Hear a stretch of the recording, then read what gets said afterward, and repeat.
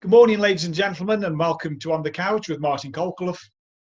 And the reason I'm changing the times of day is because I have to fit in with my guests' busy schedules. And today is no stranger to most people that will be watching this out there. He's a very dear friend of mine, our families, his wife, my wife. We're very good friends. We've been friends now for about 15, 16 years. And it's been a wonderful time.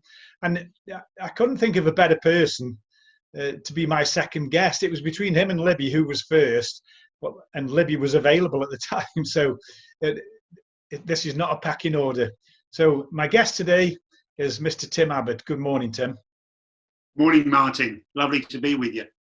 Thanks. And you know, as I said to Libby the other day, I do appreciate you coming on and spending your valuable time with us while we do these interviews.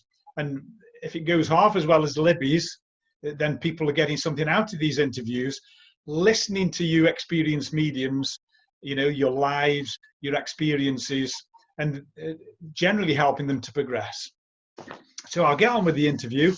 I mean, your love of spiritualism and mediumship is obvious to anybody that knows you. And you're the author of 2 best-selling books, Raising the Standards, book 1 and 2. Forgive me, Martin. The first one was a bestseller. Yeah. The second one was a flop. Oh, right. Well, that's a shame. But the first one was very much a bestseller. Yeah. Well, as you know, I wrote 2. Mine were the opposite. The first one, I won't say it flopped, but I didn't sell all the copies. So if you want a copy of Simply Mediumship, folks, let me know. The second one sold out. You can only get them from Sweden now. But tell us a little bit about what made you want to become an author.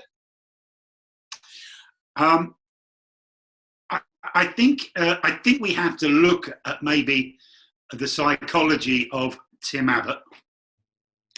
And I know that you know this fact, but for our guests, Martin, I'm severely dyslexic.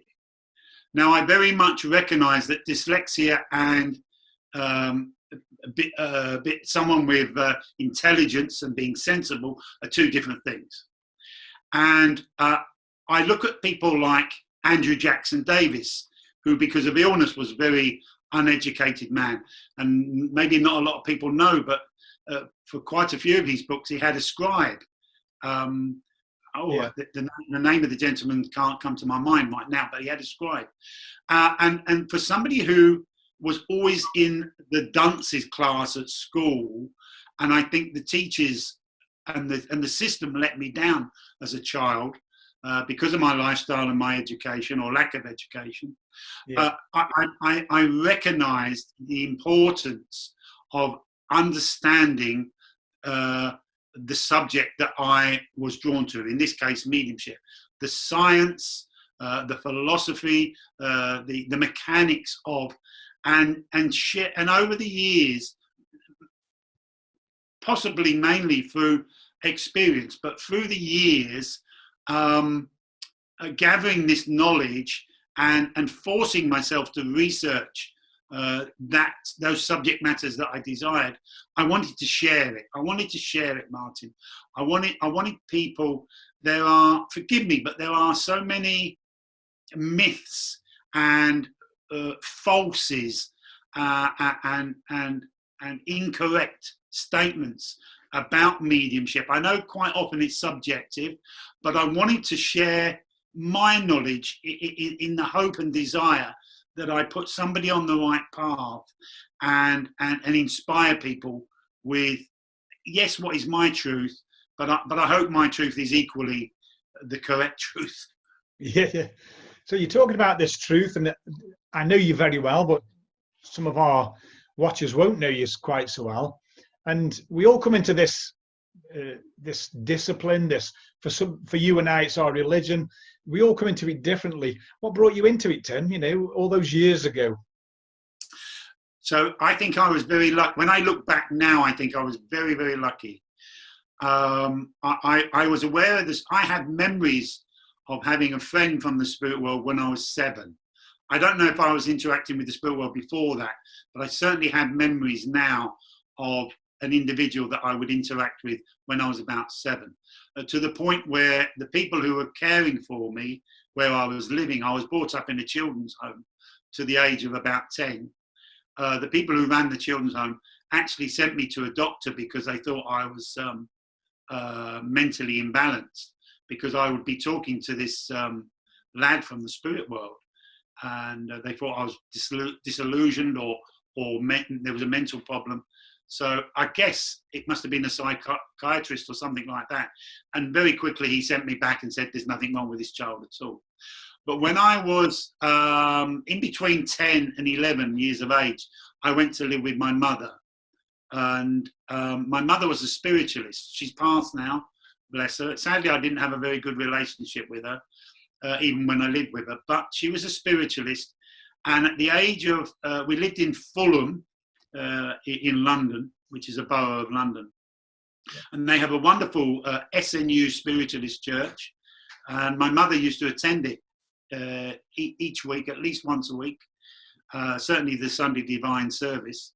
But in those days, so we're talking here mid to late 60s, 1960s, we used to sneak through the streets because of fear of anybody seeing us and persecuting us. You're going to that weird church. You're going to that weird place, aren't you, where they talk to dead people and sit in the dark and hold hands.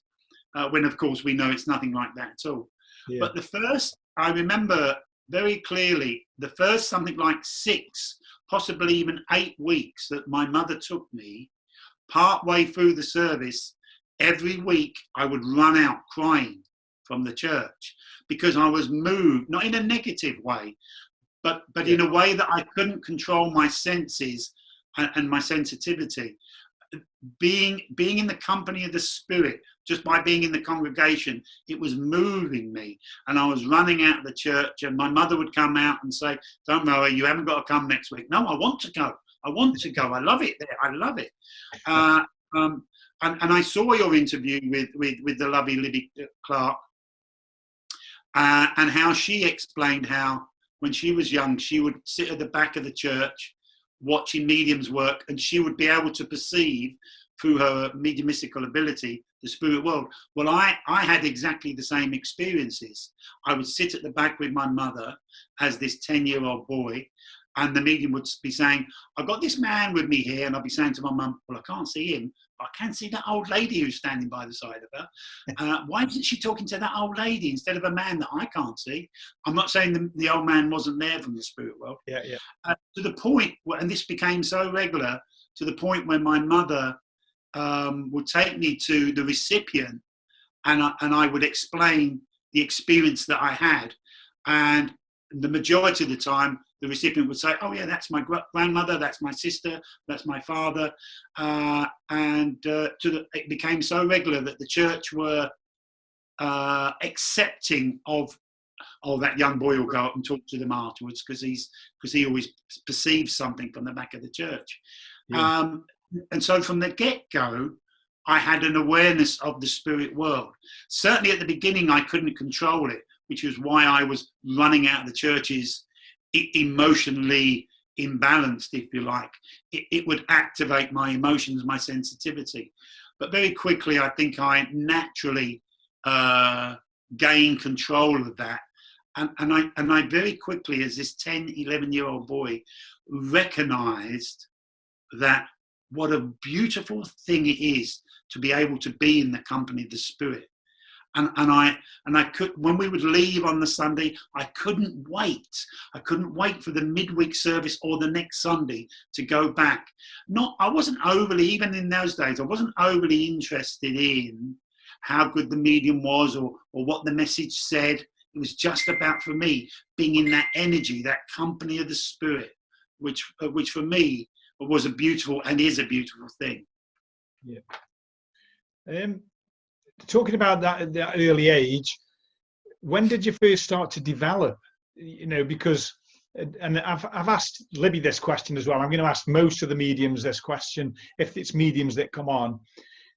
From that era and before, because I'm not saying you're that old, I heard stories that they used to have to sit in circle for time after time, hours on end, before they'd even allow you to speak.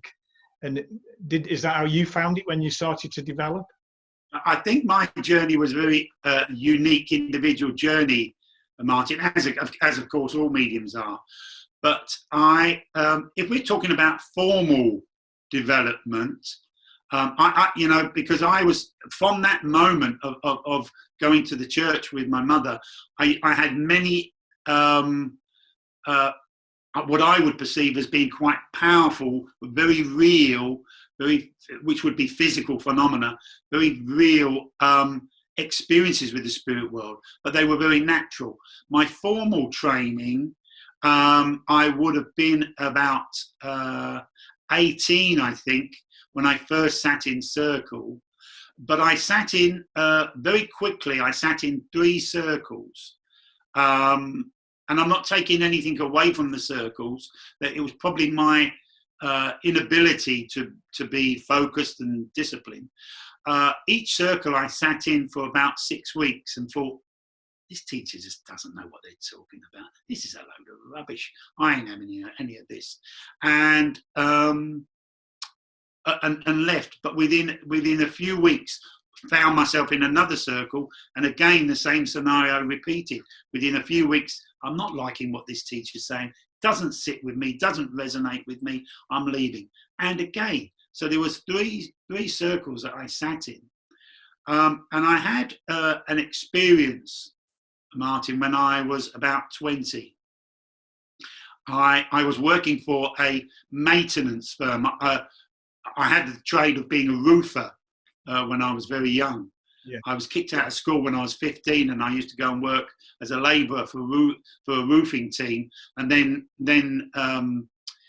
learnt the skill, the craft of roofing, and opened my own firm, became self-employed at a very young age. And so I got a job for as part of the maintenance team for a Jewish gentleman in London who owned something like 50 properties in London. And we just used to, so we wasn't a money-making firm, we was a money-saving firm. Yeah. We just used to maintain these properties. And he had a property in a neighbouring borough, a borough called Hammersmith. Some of your watchers may know it. And we had the top floor flat where we were going to put in a new kitchen and a new bathroom, rewire it. And on a Monday morning, I had to show a young electrician round so he could give us a quote to rewire the flat. And I arrived in the van with this electrician, and I said to him, look, I need to bring some tools up because of some work I'm doing. You go on up and have a look. Here's the keys. You go on up and have a look. And I'll follow you as I gather my tools. And I got halfway up the stairs and I heard this horrific creature. And he ran past me and he said, there's a man in there. And it was at that time where there was a lot of squatters. A lot of people were illegally going into houses and literally claiming the houses. I'm sure you remember that era. And they changed the law and the rules to overcome it. And I just assumed he was talking about a squatter. And I said, oh, don't worry, we'll turf the bloke out. We'll get rid of him. And he said, no, you don't understand, Tim. He's hung himself. I said, he's hung himself? Are you sure? Because I've got to go up and check and then phone the police. Are you sure? And he said, yeah. So I very gingerly crept up the stairs of this big house to the top floor flat. And sadly, there was a gentleman who had gone in over the weekend and hung himself. It's a long story, but he'd actually murdered somebody and was due to go to court, knowing he was going to go to prison for a very long time. He took what I believe is the very hard way out. I believe it's a very strong thing to do mentally, to step off of that chair with that rope around your neck, knowing that once you take that step, there is no coming back. One thing I will never do is judge anybody for taking their own life. It's sad that that man was in that situation, but he chose to take his life. And yes, I found this man, and every time I went in that flat afterwards, I became aware of that gentleman's spirit. And he visited me in my home 3 times. He chose the most awkward time. He used to come in the middle of the night, and he was talking to me, but I couldn't see him. I couldn't hear him speak. So he was going, I could see his lips moving. And when I really looked at him, I could see that he was saying I'm really sorry the way you found my body. He was apologising to me. But I was petrified to go back in that flat. So I was still attending church with my mother, and there was a gentleman on called Terry Evans. Now, Terry Evans ran a church, the Balham Spiritualist Church, with his mother, which is another borough in London. It's very near to Wimbledon, where they play the tennis. And he was on at Fulham Spiritualist Church. So I had a chat with him and said, look, I've got this problem. And he told me what to do. I beg your pardon. Terry is now living in Sweden. I thought I'd, yeah. Doing my TV medium. He's gone in a direction that I don't necessarily approve of, but nonetheless, we all express ourselves and our relationship with the spirit world in our own way. He's taking his work to the public, and that's fine. And he gave me an exercise to do, which, as somebody who was ignorant of the science of mediumship, I went and did, and it worked for me. Some people would call it rescue work. Now I have my own beliefs about rescue work, but I phoned him to thank him, and there I was, this typical young London rogue from the streets, and I said, look, mate, I've just phoned to thank you. And he said, come to my circle. I went, no, I'm not interested in any of that. I just come to thank you because it worked. He said, well, then thank me by coming to my circle. So I said, I'll come once. And he took me, I went to his circle, and he got me up on the platform. I think it was his ego working overtime. He made me tell the story of how he saved me to his circle. And immediately I became aware of a young soldier in my mind. And he said, I can see that you have the spirit world with you, Tim. And I said, I'm aware of a young man, a soldier, and he wants to talk to that lady there. And he said, well, what do you want to say? I said, well, he's talking about a fire. And he's showing me a house on a hill. And the lady just broke down crying. And I said, oh, I'm really sorry. I didn't mean to upset you. I don't know what I've done. And so he said, you've just given your first message, Tim, off a platform. And he said, these ladies have been coming here for years trying to do what you've just walked off the street and done. And the lady gave some feedback and said, we lived at number 1 Hill Road, and my son was on leave from the army, and he was asleep in the house, and the house caught a light, and he died in the fire. So the information was correct, but I presented it obviously very amateurish. But I'd given my first message, and it just progressed from there. Because I couldn't find a circle to sit in, not long after that, I moved to Cambridgeshire. Yeah. And because I couldn't find a circle to sit in, I was very frustrated. And I stood in my dining room one day and looked up at the ceiling and said, I can't find anybody to teach me. And I heard audibly, we'll teach you. All you've got to do is ask.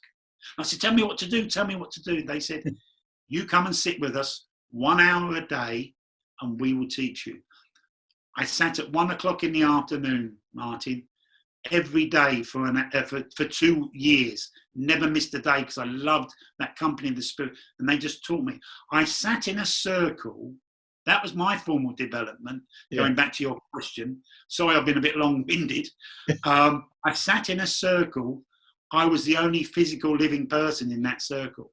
Yeah, I attended that circle every day for 2 years. And there was about 6 of us in that circle. And at the end, they said, now you've got to go and start working with living people. Here's your first guest, if you like, communicator. And it was a gentleman who told me he was a cobbler and he was the father of the man next door. I was living in a hamlet at the time. And they said, now you've got to go and knock on that door and talk to them. You know, this little hamlet in the back end of Cambridgeshire. And I knocked on his door and I said, I've been talking to your dad. I'm a trainee medium. And they said, no, my dad's dead. My dad's dead. No, I said, no, let me explain. And I gave him the evidence. And again, the man, my neighbour, broke down crying because the evidence was correct. But that was the start of my development, really. A lovely story, Tim. Thanks very much. We know you're an accomplished platform medium, private interviews, trance medium, and everything. But those of us that know you, plus your 2 books, all about evidence. You're deeply passionate about the evidence within mediumship, not just your own, but those that you teach? Why is the evidence to you so important? First of all, I have to say, and you're so right, Martin. First of all, I have to say, I believe there's two types of mediums. No matter what, it's expressed through many different types of mediumship. But there are those who present their mediumship in a spiritual manner, those who present their mediumship in a factual manner. We need both. We need both. We need people who have the ability to actually combine two. And your previous guest, Libby, is fantastic at bringing that spirituality with the facts. I love the way she does that. For me, it's about just being good at your craft, however you express it. And I think again we have to look at the psychology of mediumship. There is so much in mediumship. Is a very natural science. However, there is so much to take your mediumship to the highest levels, if you like, capable. There is so much involved with the individual medium. Your mind has to be in the right place. Your belief system has to be in the right place. Even I dare to say your ego has to be in the right place. There's so much involved there from a psychological point of view. And we have to remember my upbringing was in a very clinical environment in a children's home from the age of 4 to 10, I was in a children's home. There was no love. Yeah. There was discipline. There was organized lifestyle. There was almost, and you'll appreciate this, almost militarified lifestyle. You did this in the morning at that time. You did that. You did this. As a young child, from like the age of 4, having this there was routine. So facts and figures became very important to me. So I don't know that it's my desire to offer the facts. And because there wasn't a lot of love in my early years, and when I went to live with my mother, there was no love between me and my mother. There really wasn't. And we both know that. It's sad, but it's factual. So when I stand on a platform and I can give you your mother's name, I can give you your mother's telephone number, you'll love me. You'll love me for doing that. Yeah, yeah. And that gives me something that I think is more about Tim Abbott the person than Tim Abbott the medium. Yeah. I hope that makes sense. It does, certainly. Now, you've mentioned some of the difficulties in life, with childhood, and you've told me bits about, in and out of the home and the problems with your mother. And we all have difficulties in life. Some of them affect us physically, mentally, emotionally. But I think the worst ones are those that affect us spiritually. And you had one that was very public a few years ago. How did that affect you? And I'm very open to talk about my story. As you know, Martin, I've turned to you many times as a minister. You're a good friend of mine, as you said at the outset. But many times in the midst of that story, I turn to you as a minister. And I am indebted to you. I really am. Thank you. Because probably you know more than anybody else. Obviously, my good lady, my wife. I think people forget that mediums are human. We are human beings, and we have human experiences. Some of those are mistakes. We make every time we get out of bed in the morning. We make decisions, millions of decisions, some of them immaterial. What should I have for breakfast today? Should I wear my blue jumper or my red jumper? They're not going to make a difference to your life. Some decisions you make, you will be proud of for the rest of your life. Some decisions you make, you will regret for the rest of your life. And I made a decision where I thought I could get one up on the tax man. I'm really not that educated. I'm really not. And it cost me a lot of money. It cost me a house. It cost me 8 weeks where my freedom was taken away from me. And it was a very, mentally, emotionally, it was a very dark time. I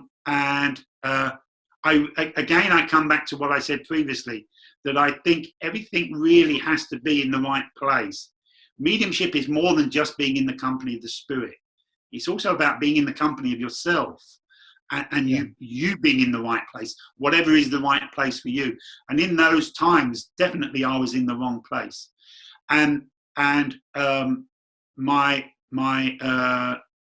without going into too much detail, my freedom was taken away from me for 8 weeks. The first 2 weeks of that 8 weeks, I never had an awareness of the spirit world at all. I truly believe, and I believed in that moment, in that dark place, that the spirit world were closer to me then than they've ever been. I just wasn't aware of it because my head, my emotions were a mess. And the lowest point, I was driving back from a location that took me through some woods, and I stopped the car. And this was the period of time that I used to phone you and to ask you to come around my house as a minister, and we would take walks. We'd take the dog for a walk so you could talk to me. And I stopped the car, and if I'd have had some rope in the boot, I was looking at a tree, and some really negative thoughts were going through my mind about taking my life in that woods. And it was my nearest and dearest, which I include you in that, as a friend and as a minister, that got me through that period. After those first 2 weeks, if I go back to that, I became aware of the spirit world very much so. And in that time when my liberty was taken away from me, I was doing sittings for people who was in the same situation as me. And the spirit world, my mediumship never stopped. And I say that to those people. We're in a period of time now where people are isolated because of this, sadly, because of this terrible virus. That doesn't mean we're isolated from the spirit world. They're but a thought away. They are a thought away. You can be on a boat, you can be in a prison cell, you can be in your front room, you can be in a church and still have an awareness of the spirit world. And we must allow these challenges to limit us. So I believe you have to be in the right mindset to do mediumship. You can be in a place that is the wrong mindset. And for 2 weeks, I've experienced that without a doubt. Yeah. But I am more, I think, people even will say now that I'm a bit of a toughie as a teacher because I push people beyond so to get the best out of them. But I think I've softened because of my experience, Martin, and I'm more tolerant of people who express their mediumship in a way that maybe I wouldn't express it. Before I'd say, no, you can't be doing it like that. Where now I'd say, if that's the way you want to do it, that's fine. As long as the facts and the evidence is there, if that's the way you want to do it, that's fine. So I'm more tolerant now. And I'm more tolerant of the statement I made at the beginning.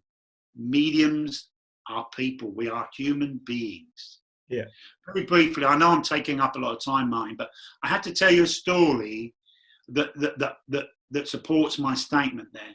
When I worked at the Arthur Findlay College, I was talking one evening in the bar to a fellow tutor. And he said to me, I won't give his name, so I don't want to embarrass anybody, but he said he was sitting at a table talking to 3 or 4 ladies. And he came over to buy a drink, and he said to me, guess what's just happened, Tim? And I said, tell me. And he said, I've just told them ladies that I'm just going to go to the toilet. They started laughing. And he said, so I asked them, what are you laughing at? And they said, no, where are you really going? He said, I'm going to the toilet. And they said, do mediums really have to go to the toilet? It's a true story. I think people forget that we become emotional, we bleed, we pay bills just like anybody else. Yeah, yeah. There is nothing.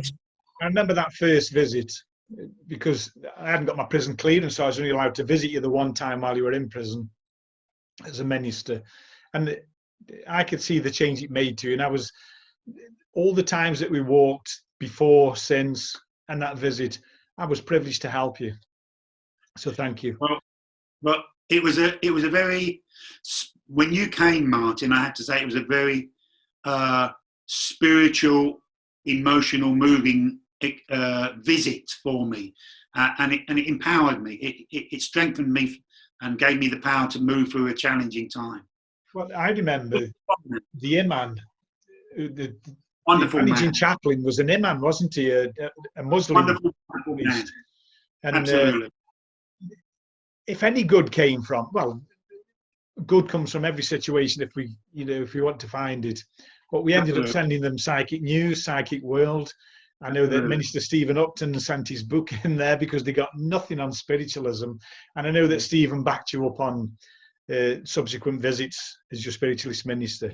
So I want to move on now to your trance mediumship, because I've been in your classes, which I'm not admitting that, to show that, to say that Tim's bigger or better, but I think it's important that mediums out there know that development goes on. And you helped me to take my first public demonstration, if you remember, because I was so worried about it. I've been developing for so long. But I want to talk about your trance mediumship. How long did you sit in developing just the trance side now we're talking about? How long did you sit before you did your first public demonstration? So if I go back to when I sat in that circle where I was the only physical living person, if you like, for 2 years, there would be days or the odd experience, if you like, where I would have an awareness. Oh, I've just been somewhere. It wasn't asleep. It wasn't meditation, but I've just been somewhere. And I know now that it was trance. It's a trance states, of course. Yeah. Over that 2 years, probably that happened naturally, if you like, maybe a dozen times. Remember, I was I was in that circle an hour each day, every day, never missed a day. So a dozen times isn't that much over 2 years, but it was certainly started naturally with me having no control, just falling into the trance states. And I actually was very anti-trance, I have to tell you this. There's a wonderful medium called Mark Webb. And Mark and I were both taught, we were very privileged because we were in this inner group taught by Glyn Edwards, the late Glyn Edwards. And Mark was very much had a leaning towards trance. And as you've already indicated, I very much had a leaning towards platform and evidential mediumship. And he used to promote, when we used to take classes as teachers at the college unofficially. Glyn, you would have us students taking classes. There was a group of 7 of us. And me and Mark would take these classes, and Mark would say, oh, you need to be developing your trance. And I'd be saying, no, you need to be developing your platform work. I can see that with you. And I became very almost anti-trance because of his love for it. So a good friend of mine, who was actually the best man at mine and Jeanette's wedding, I was still living in Cambridge at the time, and I'd attended the church. I have to say, I love going to church, Martin, as a spiritualist, as part of the congregation, not only as the medium, but as part of the congregation. And I just go and sit and be quiet in worship to God. I love that. So I was in the Cambridge church as part of the congregation, and my good friend Roger came and sat by the side of me, and I could see and feel that he was upset. And I said, what on earth's the matter? And he said, I keep looking for a physical circle, and I just can't find one. I've been looking for about a year now. I said, well, why don't you and I form one? I said, I've got an old washroom at the back of my house, which literally sits empty, which is probably about the size of my front room. And there was no furniture in there. It was like a concrete room, which was ideal for physical. And we started sitting. And we sat for 4 years. Sometimes once a week, sometimes twice a week. Roger was the physical medium, without a doubt. My ego, I thought of course I'm going to be the physical medium. That wasn't the case. I think I dabbled in it. I had a small ability, but Roger's physical phenomena is some of the best I've ever seen. That's their stories for another time. We erected a cabinet, and I had this cabinet designed and built, which I still have to this day, that particular cabinet. For those visitors who see this who don't know what a cabinet is, Martin, if that's okay, it's a wardrobe looking like structure that mediums will sit in. And again, I think it's very psychological. The idea is, because of the acceptance by the medium, is that the cabinet will sustain and hold the energy to the point where it becomes compatible with physical phenomena. I hope you're happy with that description, Martin. Yes, yeah. Well done. And so we had this cabinet in the corner of the room, and I became aware of this gentleman who told me his name was Edward, and he hasn't come for physical, he's come for trance. And in my head, I'm saying, well, you can get lost. I don't want to know about trance. I'm not interested in trance. You can do one. And every week he came. I would sit for whatever period of time, maybe 30 minutes, and then Roger would sit. But again, with Roger, we had all the phenomena. And but when I would sit, I would have an awareness, mentally have an awareness of Edward. But he was so close, maybe it was overshadowing, I don't know, that Roger would have an awareness of Edward. And as I say, this circle went on for 4 years. Probably for 3 years, every week he would come and I'd say, no, I'm not interested, go away. To the point where Roger said, look, you know this man comes from the spirit. I know, and who else was there knows. Why don't you just let him come close and see what he's got to say? And so after 3 years, every week of resisting it, I let him step forward, and it started. I'd said to Roger, you have to ask him questions about himself, because I had a plan in my head. I had an Australian student who lived in London, who was an IT expert, and we took the information and she researched him. So we have literature on Edward, which Jeanette has. I choose not to see it because I don't want to soil my relationship with it. So I started sitting for trance on my own, probably in a stumbly kind of way, because I never had a teacher to guide me. A colleague of mine, who you know, a medium, very good trance medium called Sheila French, helped me a bit to pointing me in the right direction. And it was quite frustrating because here I was, this evidential medium. I wanted to know, I wanted to be inquisitive. Of course, the discipline of trance is you do anything but that. You know, you don't have a relationship with the spirit world or the evidence. So to find that discipline was quite challenging. I think my first demonstrations would have been at Sheila's hotel, where I used to run seminars.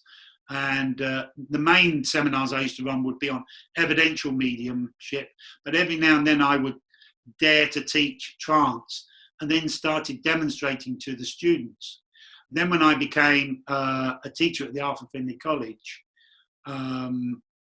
the course organisers would know of or see my trance and let me demonstrate to the students there, and then it began to become public.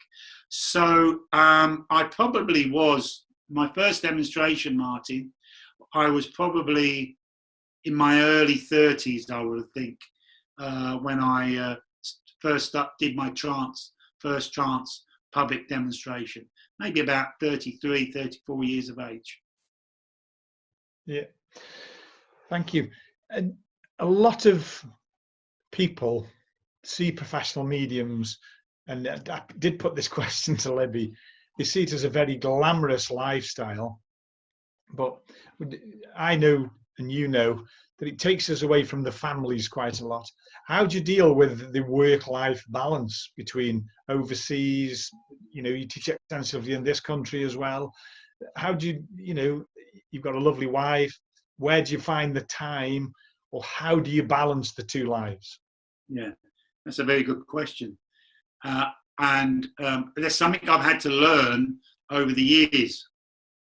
I'm sure Jeanette, my wife, won't mind me saying, our marriage is a second marriage for both of us. Sadly, her first husband died of cancer.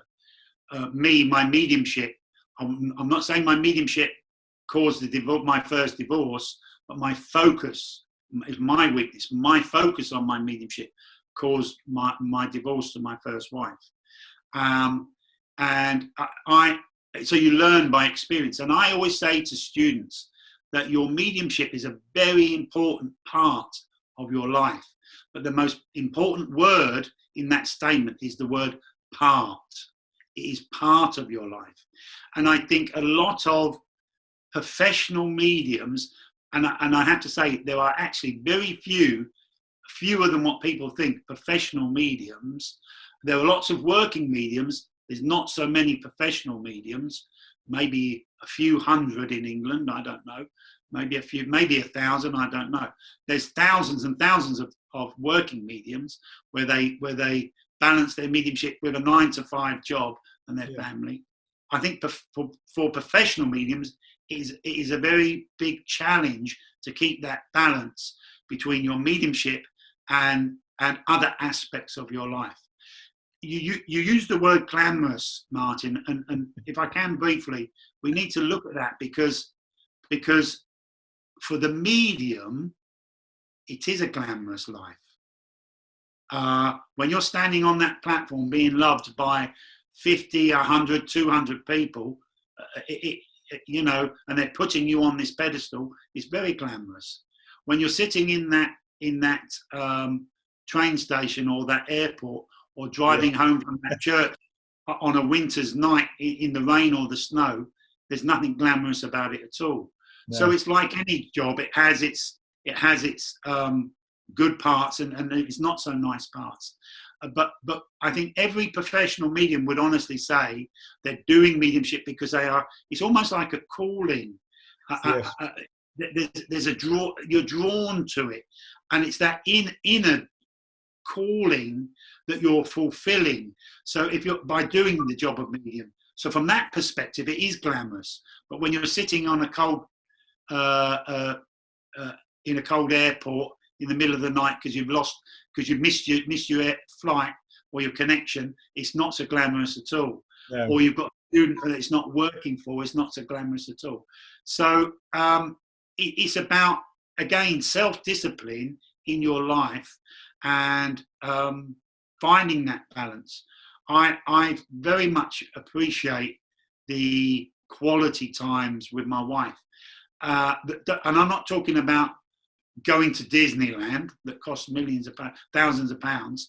I'm talking about just walking the dog. As you know, we have a little old Shih Tzu, Alfie boy. Alfie. Just walking the dog for 30 minutes around the local common with my wife. Equally, there's something glamorous about that. So it's about finding the balance. We need to go and pay the gas bill. We need to go and have a chat with our accountant. It's X amount of times a year about the tax bill that we're about to pay. That's part of life. We need to go to the supermarket to buy bread and bacon and butter, and those parts of our life are equally as important as the mediumship that we do. Mediumship is a part of our life. Keeping that balance is an ongoing challenge. Yeah, I agree wholeheartedly. We're nearly at the end of the interview, sadly, but this is the last question is going to be a constant question because we've all developed differently, we've all grown differently, and the pieces of advice that the mediums give at the end of the interview could help all the different experiences that mediums have. And I've come up with these three letters, IME, individual mediumistic experiences. And every medium will have different experiences, like what we've talked about with, the time your liberty was taken away, your life, finding the man who was hung. All those things are all our experiences in life towards becoming a medium. So my last question to you is, if you had to give one piece of advice to a budding medium, what would it be? Wonderful question. So I need to be a little bit long-winded, as I have with all of my answers. Forgive me. When I come back to when I was teaching at the Arthur Findlay College, and you may have actually been working on the very same course, Martin. I was working in the sanctuary. My class was in the sanctuary. We'd finished a group session, and my students went off to dinner, and I just felt like I wanted to sit. It was a good session. The desire to sit wasn't there because it was a bad session. Quite the opposite. And I went into a meditational state with the question to a guide of mine that I know you've met, but a guide of mine, and the question was simply, what can I tell my students that will really help them in their development? And the answer was, that's very easy. Tell your evidential students to stop looking for the evidence. Yeah. Tell the healers to stop trying to heal people. Tell the philosophers to stop looking for the wonderful words. Tell the physical mediums to stop looking for the wonderful phenomena and start looking for the presence of spirit. And the guide went on to say that far too often now they see from the spirit side of life, because mediumship has become, if you like, a career move for some people, that people are letting the public demand dictate their development, and they're putting the evidence in front of the presence of spirit in a measure of importance. I must get the telephone number. I must get the name of the communicator. You can only do that when you're in the company of the spirit. And he went on to explain, if they can find, in the purest sense, if they can find the company of the spirit, that they desire, the phenomena, the evidence, the healing results will naturally come. But it will only come when they've first found the company of the spirit. So my advice would be, put the company of the spirit communicator before the evidence, because it's the company of the spirit communicator that will give you the evidence that you so desire. Okay, thanks. Wonderful, wise words there from my guest today, Mr. Tim Abbott. Tim, I do thank you for taking this hour of your time. Well, it's been longer than an hour, because what they don't know, we were chatting for a good half hour beforehand.